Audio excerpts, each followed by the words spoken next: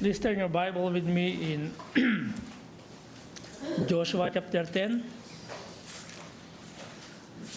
Before we proceed, let's pray. Father, we thank you once again sa opportunity you have given to us to worship you in spirit and in truth, to worship you through singing, through giving and returning our tithes, O Lord, and also through performing in your sight, O God. And I hope we do it, all of this, not to please someone, but to worship you, O God. And Lord, I pray personally, may I pray and I beg that may you give me may you have mercy on me upon preaching your words, that I may only declare the whole counsel and the truths that is in the passage that we are going to learn this morning. And also, Father, may I be a mouthpiece.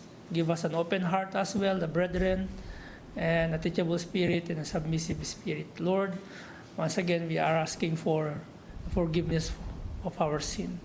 We commit our service to you in Christ our Savior. We pray. Amen. Okay.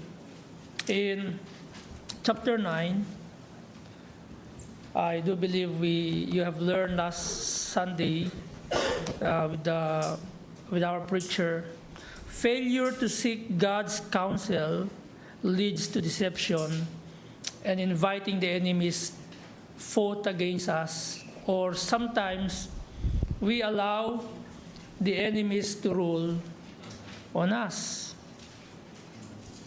That's the problem. How many times Joshua did not seek God, but yet God still faithful in His promise.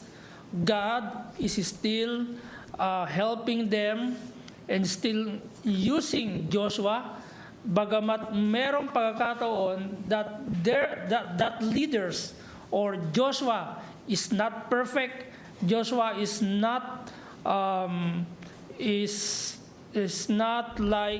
he don't make failure, but yet God is still using Joshua.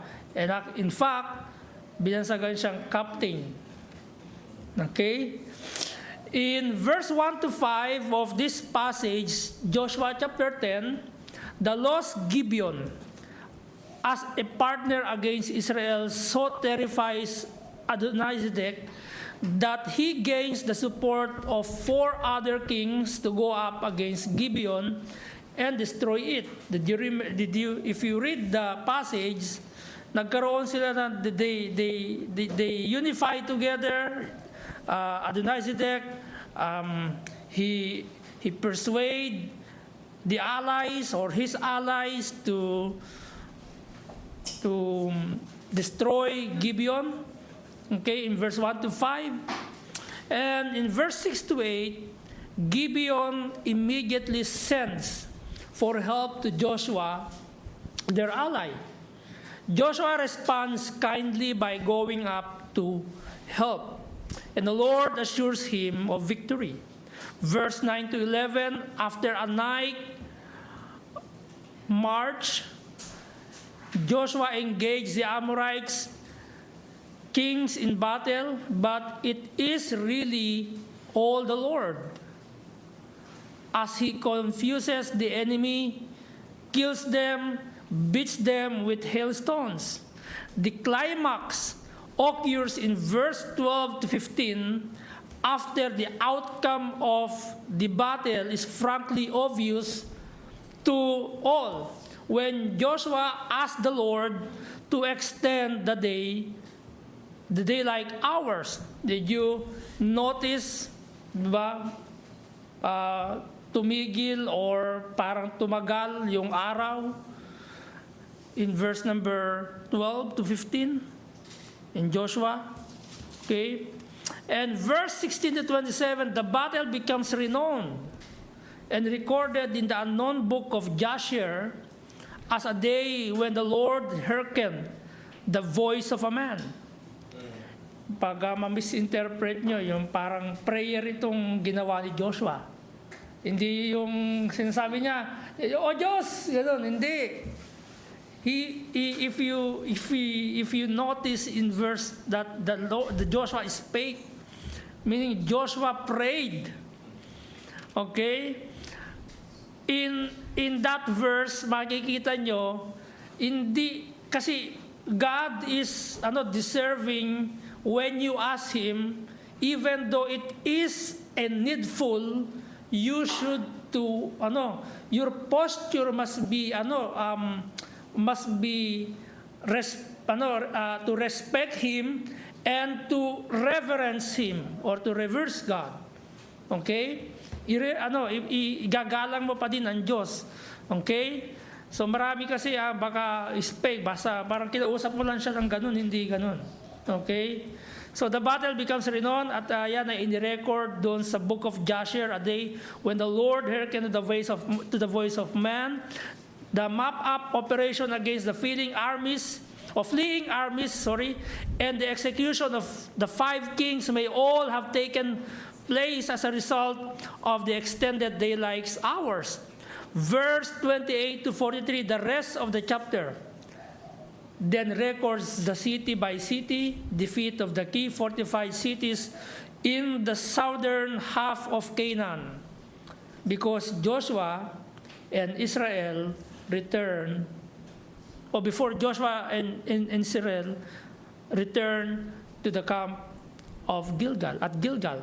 The passage demonstrates real warfare and the needs to be victorious in the said battle, that God assures victory in every battle of the faithful servant. In our days, we have a real spiritual warfare. Yung battle between Joshua, the Gibeonites, and the 5 kings is not a myth.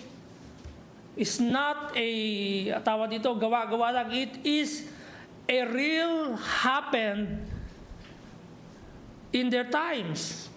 That's why our warfare, or in our days, we have a real warfare. We call it spiritual warfare to face upon in our daily lives. And we are every time informed, instructed through God's word that is available on your hand to read. Okay? Listening to preaching of the word every Sunday, every Tuesday, every time na meron magawain, nakakapakinig tayo ng word of God. That is our to be equipped. That enable and ready, or the power of God enable us, and He is ready to aid for victory if we ask help through prayer. Now, let us see the fallen condition here. We have the nature to be deceived by our lack of prayer and to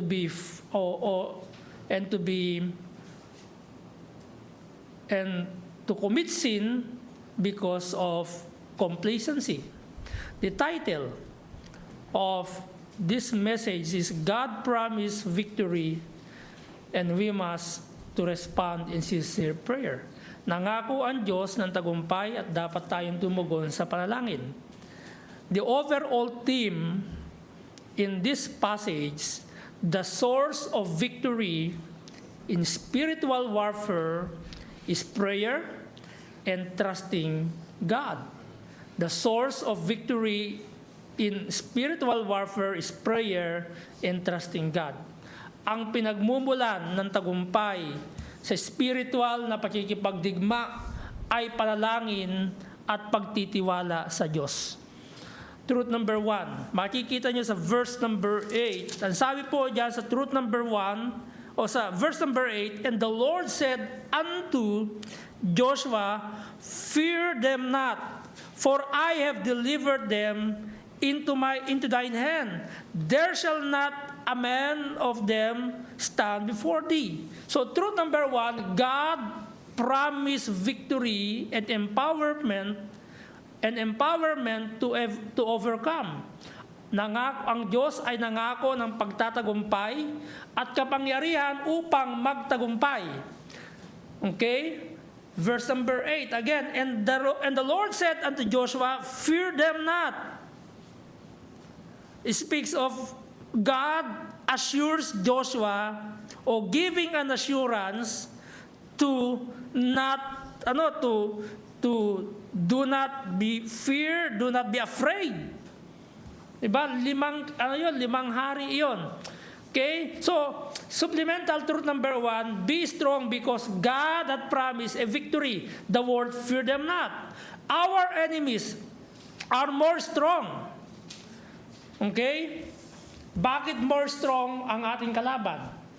Because he have a power. He have a power to persuade. He is capable to deceive us. He is capable to rule in our lives. Okay, and he is also an angel of the Lord.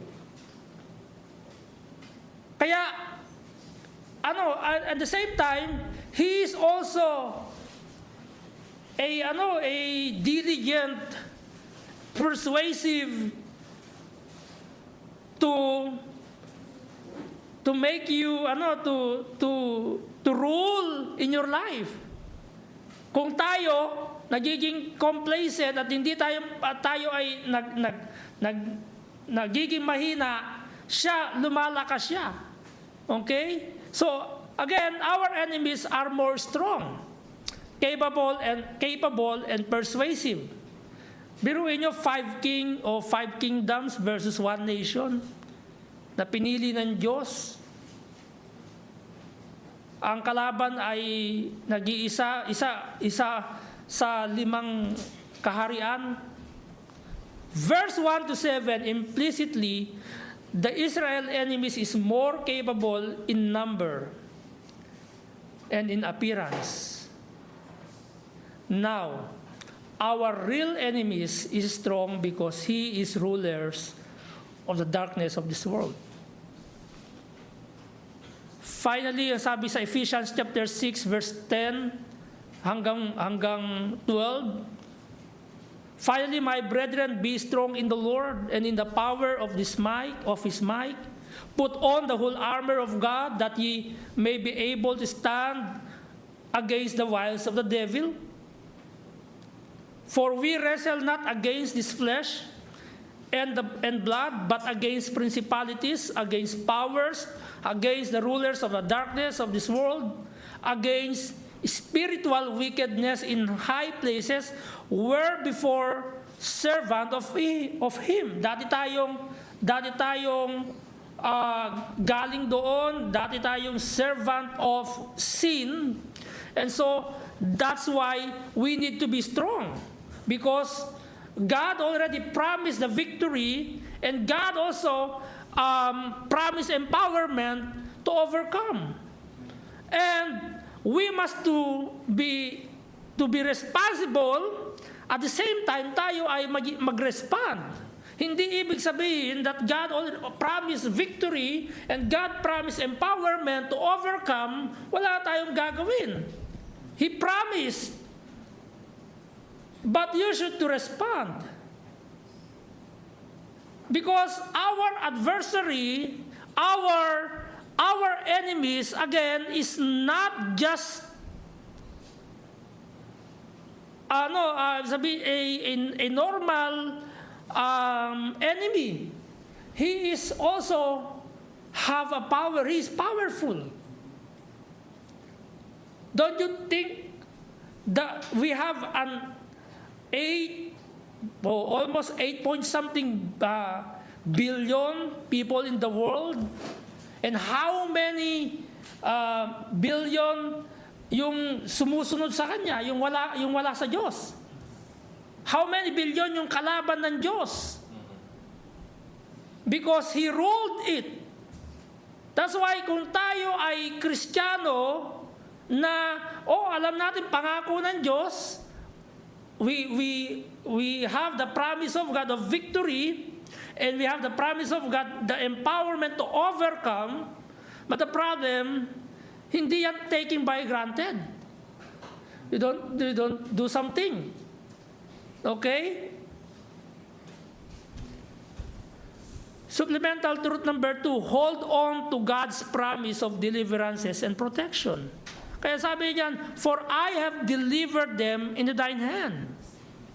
There shall not a man of them stand before thee. See, if by words God had promised Joshua, okay, fear them not. For I have delivered them into thine hand. Don't you think, halimbawa, sasabihin ni Joshua, pinangako na ng Panginoon yan, I will not go. Okay? Sometimes, yung thinking ng tao, nangako ang Diyos, may pangako ang Diyos, pero wala kang ginagawa. Just like this, nangako sa iyo ang amo mo, sige, i-increasean kita. Pero may gagawin ka, of course. Amen? Meron bang increase at promotion na wala kang ginagawa? Maliban, halos lahat nga sa atin, pag pinag-uusapan yung increase, yung promotion, ang kapalit yung pagod, puyat, sakit, di ba? Pressure, sakit sa ulo, di ba? Amen? Hindi nagsalita ang Diyos kay Joshua, okay Joshua, pangako ko sa iyo, huwag kang matakot, ibibigay ko sila sa iyong kamay. At walang masasaktan sa inyo, walang masasaktan sa inyo. Pangako ng Diyos yun. Pero may gagawin sila. Anong ginawa nila? Okay? So God promise is irrevocable. Tandaan ninyo, pag ang Diyos ay nangako, iyon ay tutuparin niya. Pero, okay, parang yung usapan ng yung iba, maraming issue sa faith. Tawag ito? Yung faith without action is dead. Okay? Maraming issue, yung iba maling context, yung iba mali ang pagkaintindi, diba? God promise is irrevocable because the Lord God is the one who promised. Romans 8:31, what shall we say then? Or what shall we then say to these things? Ang sabi ni Paul, if God be for us, who can be against us? God promise is not again taken by granted, as I said a while ago. We must to respond by following His instruction. Ulitin ko mga kapatid, nangako ang Panginoon kay Joshua, verse number 8 sa ating mga Bible. Pero may ginawa sila Joshua sa sunod na mga preceding verses. Okay? Truth number 2. God fights, not just God promise victory and empowerment to overcome, but also God fights and helps us in our battles. Nakikipaglaban at tinutulungan tayo ng Diyos sa ating mga laban. Verse 9 to 11. But not the word in verse number 10. And the Lord discomfited them before Israel, and slew them with great slaughter at Gibeon, and chased them along the way that goeth up to Beth Horon, and smote them to Azekah and unto Makkedah. See? Not just the promised victory, not just He not just He promised empowerment to overcome. The Lord also fights and helps us in the battles. Amen? Verse number 10, sino yung gumawa dyan? This is the Lord, right? He discomfited them, He slew them, until verse number 12. Until verse number 11, sorry. Okay? So God demonstrates, supplemental truth number 1, God demonstrates His power to fight our enemies. The Lord discomfited or confounded them and slew them. Battles in lives becomes victorious with God's help. Tamo. Ulitin ko mga kapatid, ang laban sa buhay ay magiging matagumpay sa tulong ng Diyos. Kaya minsan, ang dami nating frustration, ang dami nating mga bagay na frustrate tayo, or mga bagay na kung saan ay hindi tayo tagumpay kahit na marami na tayong mga na-accomplish, pero sa tingin natin hindi tayo tagumpay. Why? Because we did it in our hands. Let us allow God to do it for us, but we must to respond. Okay? Minsan kasi ang dami nating misconception, misunderstanding. Pag sinabi pangako ng Panginoon, sige, nangako ang Panginoon. Anong gagawin? May gagawin ka pa ba? Meron pa. Okay? Because, again, yung ginawa ng Panginoon dito sa verse number 10, hindi para gawing tamad ang mga Israelita. Hindi para gawin silang, mamuhay sila sa complacency o sa complacent. Upang alin? Ano yung reason? Bakit tayo niligtas ng Diyos? Bakit tayo tinawag ng Diyos? Anong dahilan? For what purpose? The purpose is that we may give the glory to Him. We should not take any credit. Diba minsan pag tayo yung pa naman ang nature ng tao, mahilig sa recognition, mahilig sa appreciation, mahilig kunin ng credit instead of God to be magnified. Tama? Tingnan yung sequence, pangako ng Diyos, Joshua, in-encourage si Joshua, in-empowerment si Joshua. Pagkatapos dun, bago sila nagipaglaban, sino yung unang nagipaglaban? Diyos. He discomfited them. He kills them. Sino yung kalaban? He proved his power. Without God's help, we are unable to be won. Wala tayong magagawa kung wala ang tulong ng Panginoon. That's why in your daily lives, nakikita naman natin God demonstrate His power in our daily lives. John chapter 15 verse 5. I am the vine, ye are the branches. He that abideth in me, and I in him, the same bringeth forth much fruit. For without me, you can do nothing. So all of this, kahit na sabihin natin mabigat ang laban natin, kahit daily challenges yan, without the help of God, you will become nothing. Wala ka pa rin magagawa.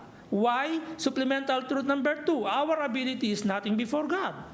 Verse 11, and it came to pass as they fled, ito na, before Israel, and were in the going down to Beth-horon, that the Lord cast down great stones from heaven, and they unto Azekah, and they died.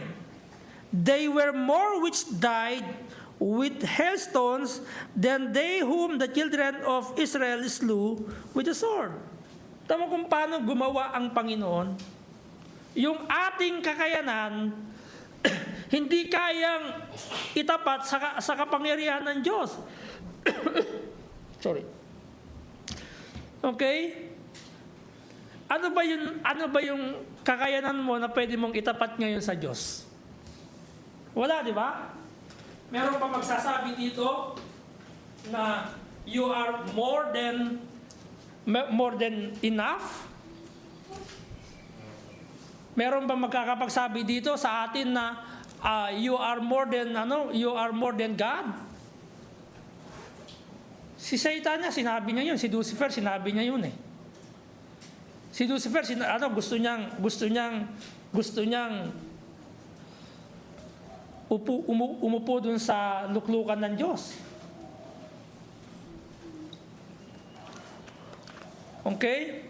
So again, ito yung patunay na kapag ang Diyos yung gumawa sa buhay mo, yung ginagawa mo, yung kakayanan mo, wala sa kakayanan ng Diyos.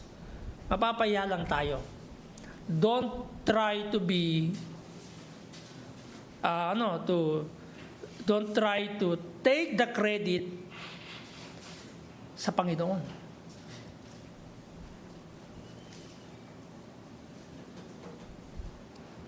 They were more which died with hailstone, they whom the children of Israel slew with the sword. Again, we cannot outmeasure God's power. Even when we were able to accomplish many things, still our ability is coming from the Lord, and our ability is nothing before the Lord. What we can only do is to respond and depend or rely to Him through prayer. Truth number 3. God hears the prayers of those faithful and trusting Him. God hears the prayers of those faithful and trusting Him. Verse 12 to 15. Dinirinig ng Diyos ang mga panalangin ng mga tapat at mga nagtitiwala sa Kanya. Kung babasahin nyo sa verse number 12, then spake Joshua to the Lord. In the day that the Lord delivered up the Amorites before the children of Israel, and he said, in the sight of Israel's son, stands thou still upon Gibeon, and thou moon in the valley of Ajalon. And the sun stood still, and the moon stayed, until the people had avenged themselves upon their enemies. Is not this written in the book of Jasher? So the sun stood still in the midst of heaven, and hasted not to go down about a whole day, and there was no day like that before, or after it, that the Lord hearkened unto the voice of a man, for the Lord fought for Israel. And Joshua returned, and all Israel with him, unto the camp to Gilgal. Look, what happened here is that Joshua asked God to what? Ask God to help him. To extend the day. Okay? Now, those impossible to look upon sa atin becomes possible to God. Amen? Yung mga bagay na imposible sa atin, tamo, how can we stop the sun and the moon? How can you say, si Kibuloy lang yun? Okay? Pinahinto niyo din tol. Okay, how can you stop the earthquake, the great earthquakes? How can you stop the elements that God created? The only God. Yes. Amen? Only God. Did you remember the Lord Jesus Christ? Together with the disciples in the ship, they are already what? Afraid because the storms. Who stopped the storms? Jesus Christ. Right? Believers, even though we are believers, we believe that we have God. We believe that He is more powerful. Still, we can, what? Experience storms in life. But, our responsibility is what? Trusting Him. In times of need, we must ask God. Hindi ba needs ni Joshua? Yung tulong ng Panginoon, he need to extend the day. Hindi nila kaya ng saglitan lang yun. So meaning that Joshua spoke to the Lord. Again, prayer is the source to our spiritual warfare. Why many believers were defeated? Because they didn't ask the Lord. We are told sometimes in James chapter 4 verse 2, ye lust and have not, ye kill and desire to have, and cannot obtain. Ye fight and war, and yet ye have not. Look at the last phrase, because ye or you ask not. Akala natin, yes, God is powerful. He knows everything. He's an all-knowing God. He knows what is inside of your mind, of your heart. He knows your need. He knows the needs. They are in the battle. His people, His chosen people, is in the battle. Don't you think walang gagawin ng Panginoon? Meron, actually, pinakita na ng Panginoon yun eh. Sa kanila. He discomfited them. He nagbaksak siya ng mga hailstone. And then, here we come, when Joshua needs more time, he asks God through prayer. Hindi niya sinabi na kinausap niya ang Panginoon by not respecting God. You know, sa Israel, in their times, when you want to ask God with respect. If you want God to answer you, you must what? Give the full reverence to Him. By asking Him. Paano yung style ng panalangin ng Israelites? With full respect. Naka-kneel down yun sila, nakaganyan. Meaning, they recognize the Jehovah with full respect, with that posture na kung saan nire-respeto nila ang Diyos. When was the last time did you respect God in your prayer? When was the last time we respect God in prayer? Hindi siya tao katulad natin. Akala nyo, tatay nyo lang na tatay nyo sa lupa. No! Kahit nga yung tatay sa lupa, we should respect them eh. Kahit na sabihin natin, mas malaki tayo sa kanila, mas marami tayo narating sa kanila, we should to respect our fathers, our parents. How much more the Holy God, okay, na hindi natin kayang arukin yung kanyang wisdom. And then, suddenly, parang kakausapin mo lang na walang galang. No. That's why, when we pray, we must to focus on Him.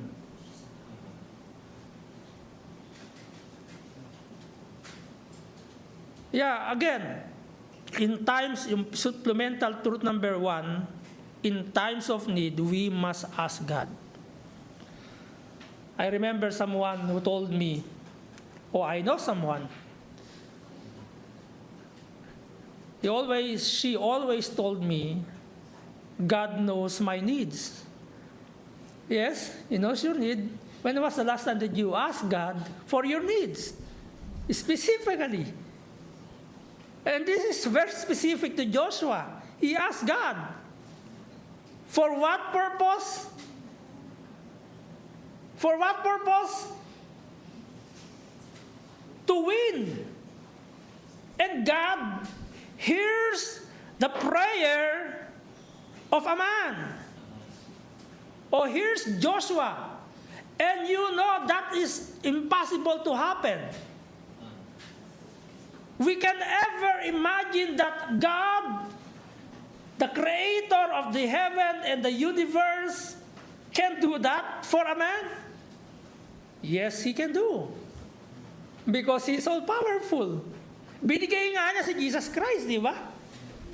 Impossible yun na ibibigay mo yung kaisa-isa mong anak. Preacher Albert, pwede mo mamang ibigay sa akin yung 2 kambal? Dadalhin ko sila sa Australia, magiging anak ko sila? Pwede mong gawin yun, pero labag sa loob mo. Mag-aaway kayo ni Sister Annalisa. Pinaghirapan ko yan. Pinakain ko yan, kaya ganyan sila kataba. Diba? Pinagluluto ko yan sila ng masasarap para maging di ba? And then suddenly, ibibigay mo lang kay Pastor Jake. O, parang ganun, di ba? Look, the passage implicitly, mga kapatid, dito, yung kailangan, pagka may pangangailangan ka, specifically ask God. Ito, wala tayong dito, wala tayong confession room. Wala tayong tawag dito, parang hindi tayo nag-a-ask kay Maria para pakinggan tayo ng Ama. No, we have a direct access because your Son. Okay, supplemental truth number 2, not just we ask God, we must ask God for what exactly we need. Verse 14b, that the Lord hearken unto the voice of man. Though God knows, again, our every needs, but we should never get into the assumption that He will give it not unless ask God. Okay? Sinabi yan ni James. Of course, we must come to Him and ask for what exactly we need in full assurance. Ano yung ginagawa natin pag tayo ay lumalapit sa Diyos? Confirmation yun na nagtitiwala tayo sa Diyos. Wag laging nasa isip mo, alam naman ng Diyos. Alam nga ng Diyos. Did you confirm your trust to Him? O natatakot kang mag-ask? Baka yung kasing hinihingi mo, hindi mo naman kailangan. Kailan mo pa yung kailangan na kailangan mo. Okay? Minsan naman, may pagkakataon na yung hinihingi natin matagal. Diba? I wonder why do many believers still defeated because of not seeking God's will. Or sometimes, until now, I don't know. No, maraming mga Kristiyano, Pastor, pag-pray nyo nga ako, anong kalooban ng Diyos? Be specific. Anong kalooban ng Diyos? Maraming kalooban ng Diyos. Mapapangasawa. Sa trabaho. Pag ang trabaho mo ay wala kang panahon sa Diyos, sa pagsamba, sa paglilingkod, ay hindi yan kalooban ng Diyos. Kapag ka yung logic naman yun eh. Pagka ikaw ay mag-aasawa, dapat yung mapapangasawa mo, lagi mo nakikita sa loob ng church. Huwag mong hanapin yung kalooban ng Diyos sa labas. Ang kalooban ng Diyos nasa loob. Kung sino-sino magaganda, mga pogi, hinahanap mo. Wala nga doon sa labas. Diba? Matuto kang lumapit sa Panginoon para yung buhay mo hindi maging miserable.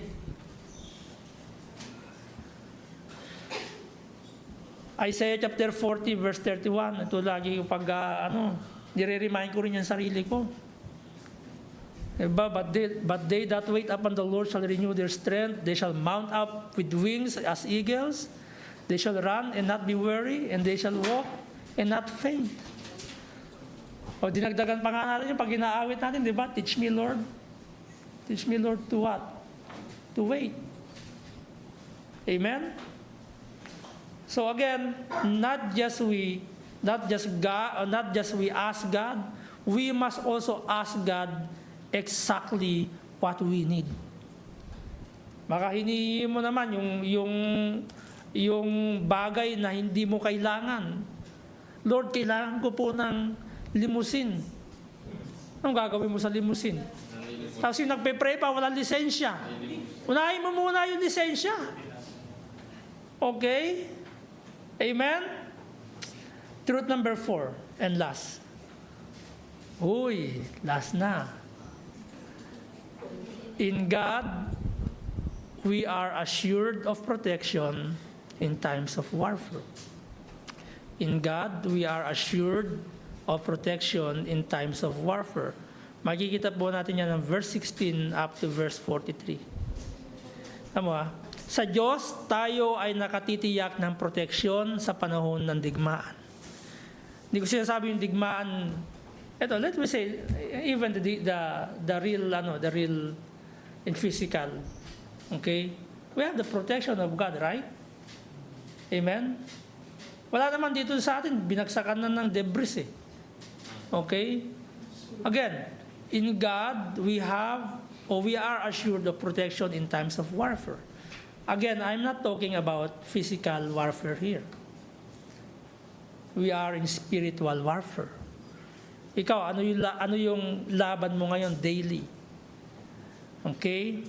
Again, in verses 16 to 28, makikita po natin dyan, supplemental truth number 1 is that don't be complacent. The warfare is not yet over. Ibig sabihin, niligtas ka ng Panginoon, hindi pa tapos yun. Okay? Hindi pa tapos yun. Ang sabi ni Joshua, verse number 19, look at your Bible. And stay ye not. Bakit sinabi ni Joshua na stay ye not? Tumakas na yung 5 kings. They were defeated by the Israelites. And they hide in the cave at Makkedah. Okay? At sinabi ni Joshua sa verse number 19, and stay ye not. Nakita nila, nag-retreat na yung kalaban nila. Anong sabi ni Joshua? Stay ye not. Ibig sabihin, wag kayong maging complacent. Habulin ninyo yung kalaban ninyo. Ano minsan nangyayari sa atin? Nagpapahinga tayo, di ba? Minsan, gusto nyo magpahinga, Pastor, pahinga muna po ako. Saan ka magpapahinga? Amen? Tawa, utos ni Joshua, that's why, yung supplemental truth number 8 or truth number 1 is that don't be complacent. The warfare is not yet over. Continue your faith or else you will be defeated. Okay, because sometimes, idleness or become procrastinator. Yung manyana habit, mamaya na, Pastor, kasi mainit. Mamaya bukas ko na gawin. Natapos na yung bukas, hindi mo pa nagawa. And then at the day of examination, at the day of something that you should to account, wala kang may account. Why? You become procrastinate. O nabuhay ka sa idleness. Bakit inutos ni Joshua? Pursue after your enemies and smite the hindmost of them. Did you remember the Thessalonican church? Naging idol ba sila? Tapos na yung ginawa ng Panginoon sa atin. Niligtas tayo ng Panginoon, tumanggap tayo sa Panginoon, and we don't have something to do. We don't be busy. Nagiging complacent na tayo. Ayaw natin mag-join sa ministry. Ayaw natin mag-join sa choir. Ayaw natin mag-join sa kung ano yung mga bagay na pwedeng makatutulong sa atin. And yet, tawag dito, nabubuhay ka pa din sa complacency. Kasi ayaw mo mapagod, kinabukasan, inisip mo may pasok.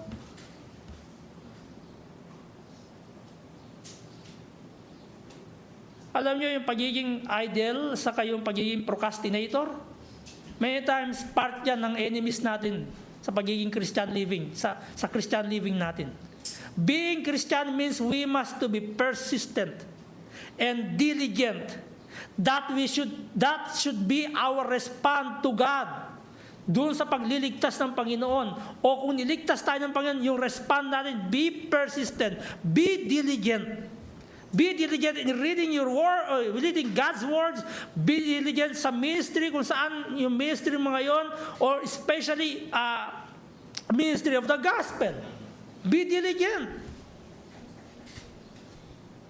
Hindi yung nagbakasyon ka, bakasyon din yung ano mo, yung pagbabasa mo ng Bible. Pinahinto ba ni Joshua sa tapos na tumakas na sila eh. Nandito na yung 5 kings eh, na ano na eh. Bakit sabi ito si Joshua, go, pursue them. Speaks of what? Do not be complacent.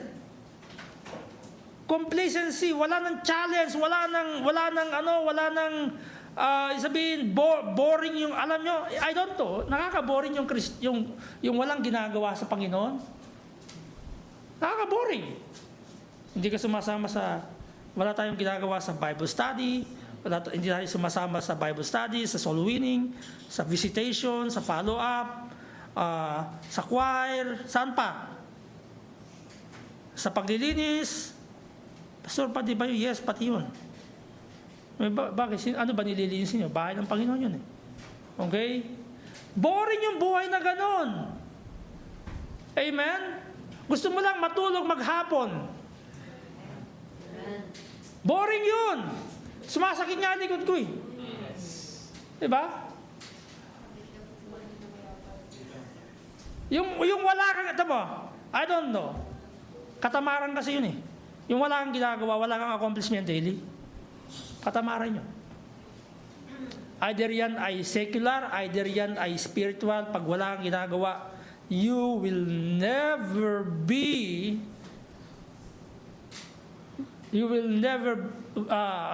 growing in your faith. Yes, God assured protection in times of warfare, but don't be complacent. Do something that help yourself na magagamit mo for the future. Amen?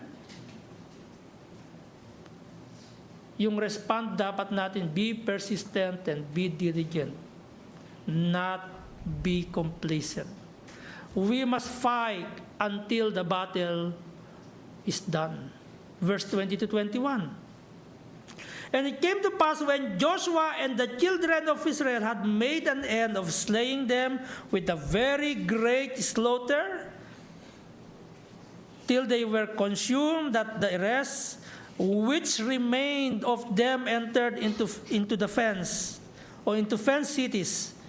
And all the people returned to the camp of Joshua, to Makkedah, and in peace.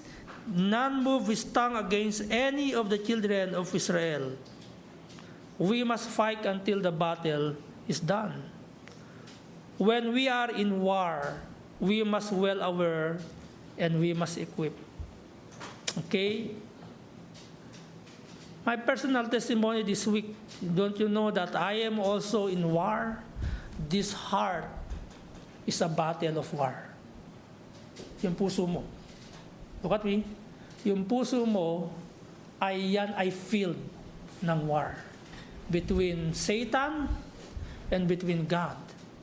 Sometimes you think something that is not God's will, meaning this heart is a field or a battleground between good and evil. My personal testimony this week, ang hirap na, ang dami kong gustong gawin, less nagiging naliless yung priority ko sa salita ng Diyos. Hindi naman masama yung ginagawa ko. That's all helping the ministries. But rather, my thinking, marami nga akong ginagawa sa ministry, but I don't have ministry in the Word. Maglilinis ako. Hayaan ko yan si Marjorie, saka si magluto. At ako magluluto. Kasi mauubos yung oras ko. Pag lumabas ako, maglilinis ako ng kusina. Pag lumabas ako, maglilinis ako ng sala. Pag lumabas ako, magdidilig ako. Tapos iiwan ko yung Bible ko dun sa table. I have a battle this week na minsan, sabi ko, Panginoon, naubos yung isang araw, mag-aalas 12 na, hindi ako makatulog. Why? I have something that I need to ask God. Why? Alam nyo, I don't know. If you are truly believer, you will be guilty of wasting your time. I feel guilty, hindi ako makatulog. I read my Bible in the morning. Yes, that's my priority. Other than that, mas marami akong ginawang secular than spiritual. And I am guilty. Matutulog ako, hindi ako makatulog. And I realize, instead na nag-aral ako at I prepare myself for the next, and I prepare the plans, I didn't do it today. So I can sleep. To be honest with you, I am a pastor. I'm not a perfect. Sometimes Satan wants me to be busy on something that is not pleasing to God. Again, kaya kong gawin lahat. Magputol ako ng tracks, magputol ako ng mga bagay, but the ministry of the Word, ministry to God, or my service to God is not, is away from what I am doing sa araw-araw. That is not what? That is not pleasing to God. I am guilty. Nakatulog lang ako one night na sabi ko, Panginoon, I know. I beg God to forgive me, and I acknowledge my weakness. Why? Because this heart is a battlefield. Gusto kong magbasa ng Bible, gusto kong mag-aral, gusto kong lumabas, pero pag lumalabas ako sa kwarto ko, nawawala na. Kasi nababalin yung isip ko sa, ano bang gagawin ko? Pag pumasok ako sa storage, gusto kong ayusin yung storage. Nung pumasok ako sa BBCA room, gusto kong linisin ng BBCA room ang gulo. Kaya nilock ko. Okay? Nilock ko yun. Why?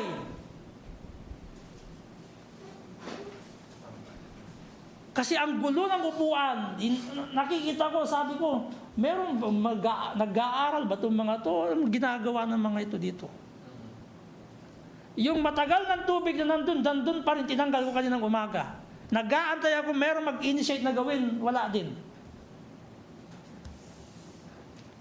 Alam niyo mga kapatid, hindi ko sinasabing yun yung weakness ko. Kapag meron akong gustong gawin na bagay na kukuting-ting ako dito, pag nauna yon, didiretsuhin ko yon, malilimutan ko na to.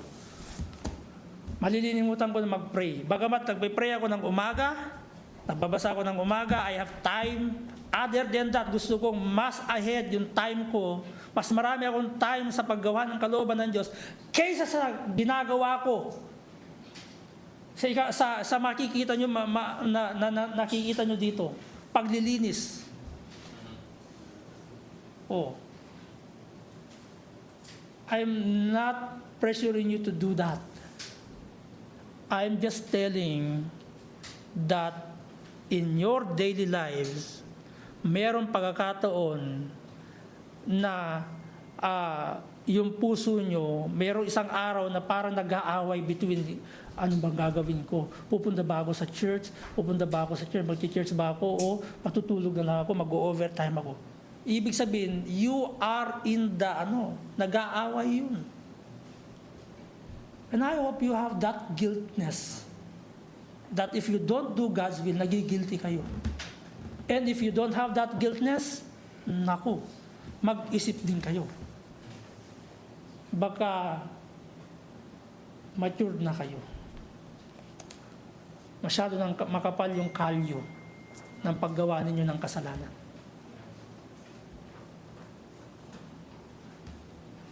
I know that everywhere, supplemental to number 3, there is peace. Look at the word, verse 21b. None move his tongue against any of the children of Israel. I use the word, another word from another version.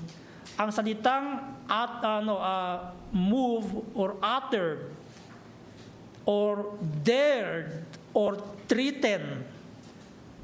Gumamit ako ng tatlong version. Okay? Yung NASB, sinabi niya, uttered.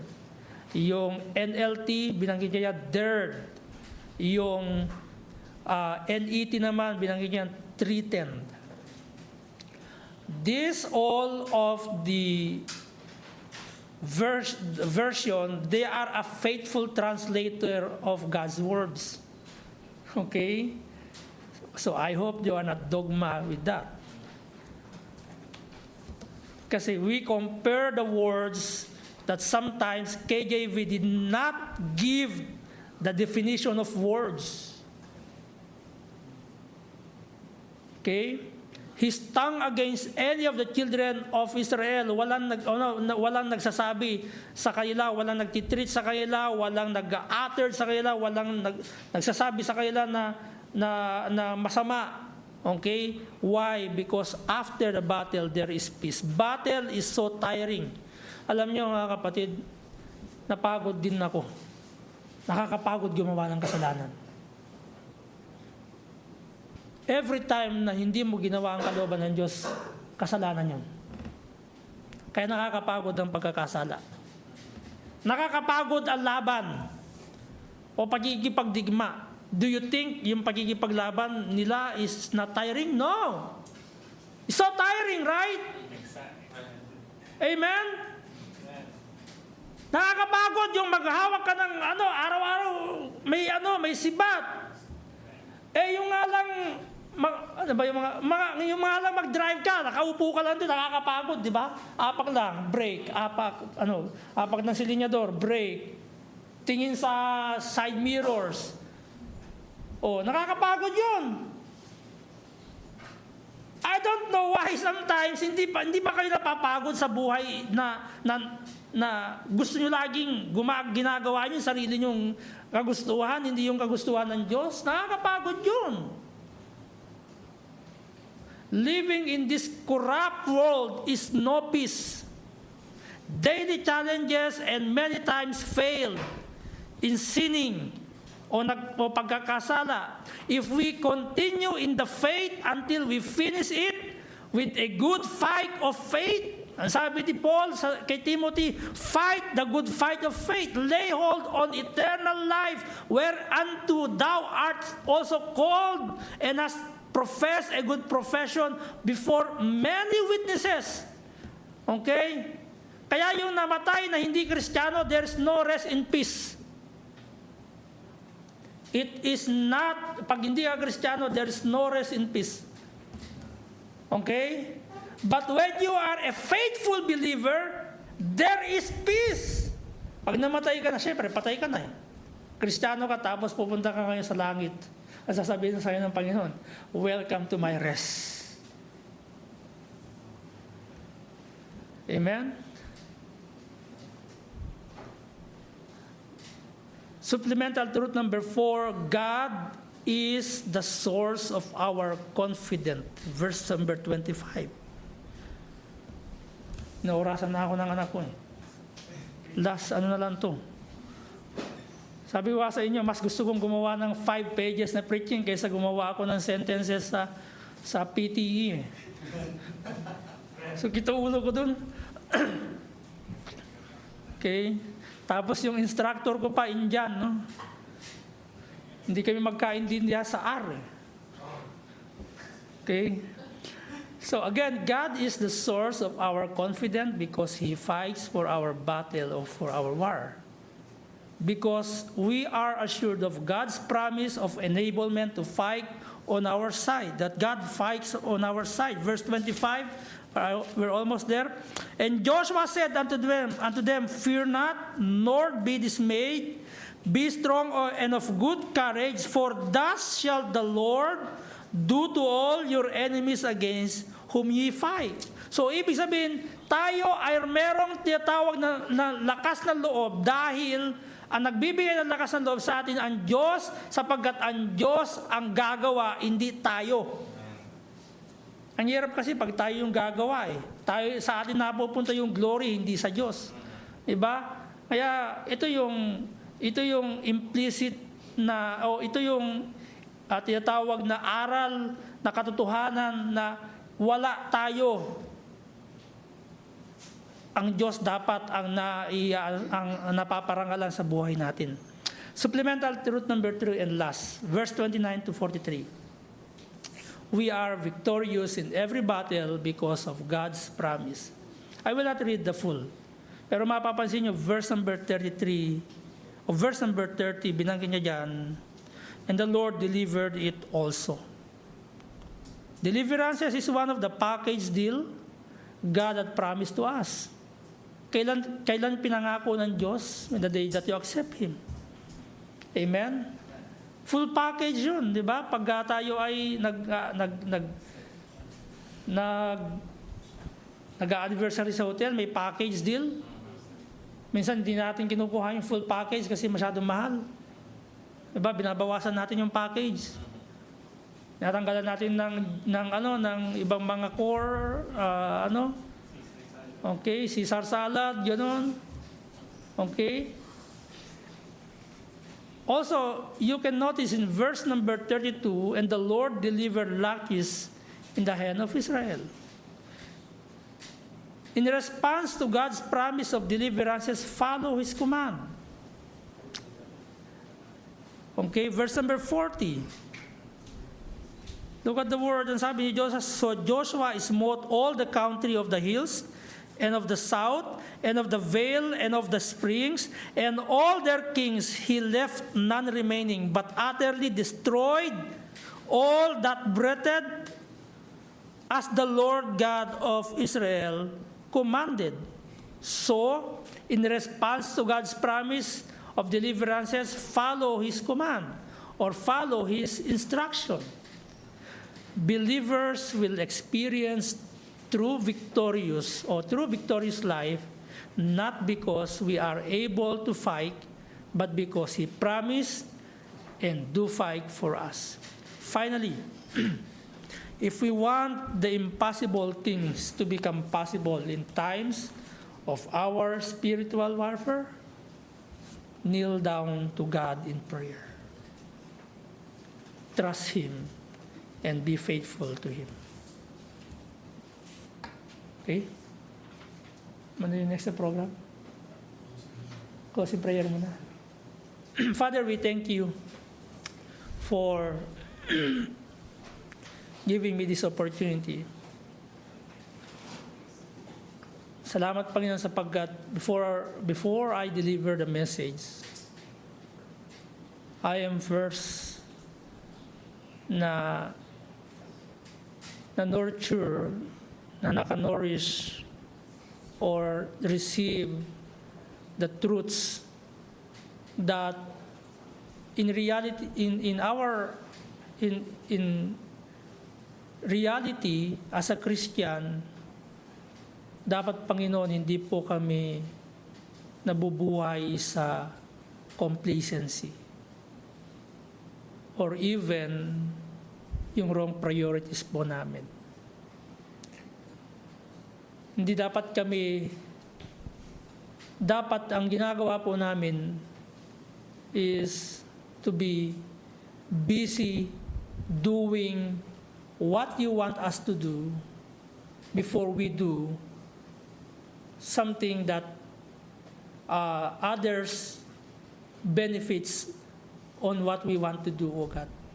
O Father, we pray that may you help us na magkaroon kami ng ng buhay na kapag may ginawa po kami na mali, nagigilty po kami, Panginoon Diyos. Pagpapatunay yun na pinapaalala mo sa amin. Pagpapatunay yun na ang Holy Spirit kino-convict kami sa mga bagay na hindi namin ginagawang kalooban mo. Bigyan niyo po ang bawat isa na maging sensitive po kami sa paggawa ng kalooban mo. Hindi lang dahil to know God's will, but to do it, O God. And we pray, Father, na tulungan niyo po kami sa araw-araw na laban po namin. Tulungan niyo po lagi kaming nananalo o lagi po kaming nanalo sapagkat kayo ang nakikipaglaban para sa amin. Tulungan niyo po ang bawat isa. Wala pong perfecto sa loob ng room na ito. We are not all perfect. We are striving. We are striving to know you more, to walk with you more, and to live like Christ, O God. Father, we glorify your name. All these things we ask and pray in Christ our Savior. Amen.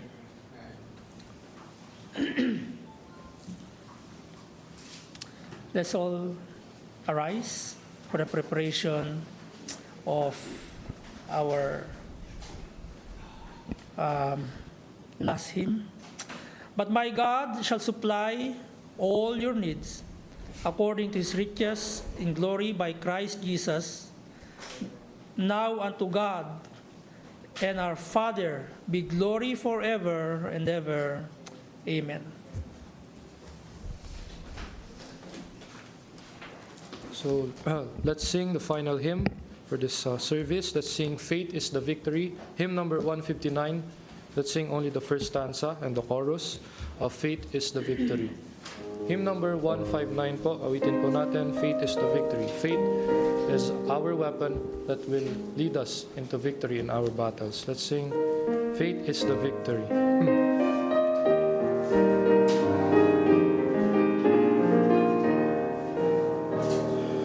Encamped along the hills of light, ye Christian soldiers rise, and press the battle ere the night shall veil the glowing skies. Against the foe in veils below, let all our strength be hurled. Faith is the victory we know, that overcomes the world. Faith is the victory. Faith is the victory. Oh, glorious victory that overcomes the world. Father, we thank you once again for taking us. We thank you, Father, for the word that you have impressed in our hearts. And I pray, Father, that may you forgive me if I have done wrong. If I take a glimpse of glory, forgive me in that, O Father. I pray that may you help us, the word that we have been, or that we have here a while ago, ay mag-inculcate in our hearts, that we may demonstrate it, and the people around us show it, O God, that they may glorify your name. May these words be our baon in our daily lives, And also, Father, we pray that may you bless our fellowship, our eating fellowship as a body of Christ, as a body, and the head is our Savior Jesus Christ. We commit our fellowship to you, and all these things we ask in Christ our Savior. Amen. You are dismissed, and God bless you all, and thank you very much for the time of listening God's word.